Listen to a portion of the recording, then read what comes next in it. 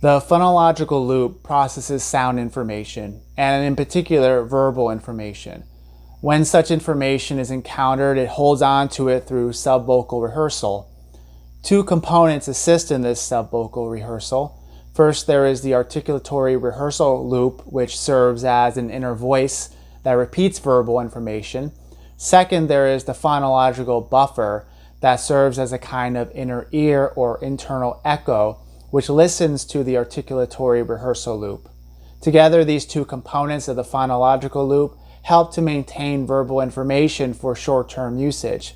The phonological loop can be illustrated using a simple digit span task in which the mind is presented with a list of words or numbers and is asked to repeat this information after hearing it. The phonological loop is limited in the amount of information it can hold at any one time, leading to the famous magic number of 7 plus or minus 2. This means that about 5 to 9 pieces of independent information can be held in short-term memory at any given time.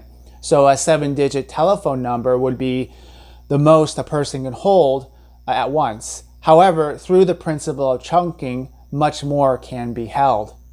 So for example, 7 and 9 are two independent pieces of information that can be combined or chunked to form 79, which comes to be represented in the mind as one piece of information. Those individuals who demonstrate exceptional short-term memory often employ some kind of chunking. However, this process of manipulating information to hold on to more doesn't seem to come from the phonological loop itself, and is one of the reasons why this model of memory was deemed inadequate. A second kind of short-term memory system is called the visual spatial sketchpad or the visual spatial buffer. As the name suggests, this storage system is responsible for maintaining visual and spatial information, or what has been seen and where it was seen. Without this, it would be difficult to remember what something looks like or where it is. Similar to the phonological loop, this capacity can be demonstrated by presenting the mind with a simple set of geometric objects placed on a sheet of paper. Upon studying and then removing the figures, the individual is asked to reproduce on a blank piece of paper the objects they saw and in their correct location. Again, as with the phonological loop, this short-term memory capacity is limited in how much information it can retain at any given moment. The visual spatial sketchpad can be further divided into two components. First, there is the visual cache that stores shape and color information. Second, the inner scribe processes spatial and movement information and rehearses information stored in the visual cache. The central executive is the centerpiece of the model of working memory that came to replace the modal model.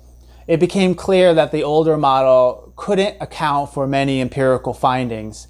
Short-term memory was considered to be a passive storage capacity that received information from sensory memory before passing some of it onto long-term memory. The primary activity of short-term memory was the rehearsal of that information. However, a great deal more is required for this short-term memory capacity to do its job. First, it's clear that more is done with that information temporarily held in the mind than simply repeating it. One can actively manipulate that information, whether through chunking, reorganizing it to perform some mental calculation, or to retain and integrate what you're reading over the course of many sentences. This general ability to manipulate info, called operation span, goes well beyond the simple digit span task that requires straightforward rehearsal, and this represents the working part of working memory. The central executive is the flexible system that oversees these manipulations. However, it does much more than manipulate mental representations. It oversees selective attention, guiding what enters the mind in the first place.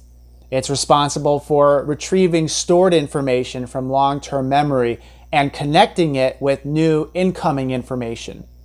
It oversees the two short-term memory stores, the phonological loop and the visual spatial sketchpad, directing what kinds of information enter them and what they do with that information. Finally, it's responsible for inhibiting or suppressing information and behavioral responses.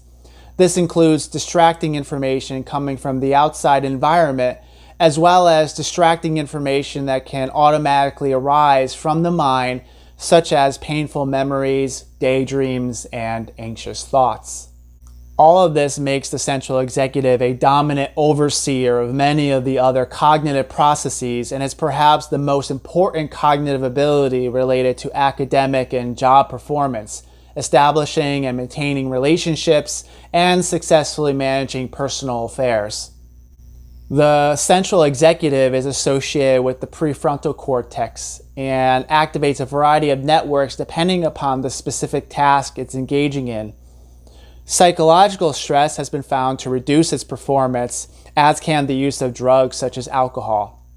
Deficits in this ability are proposed to be the central issue in ADHD.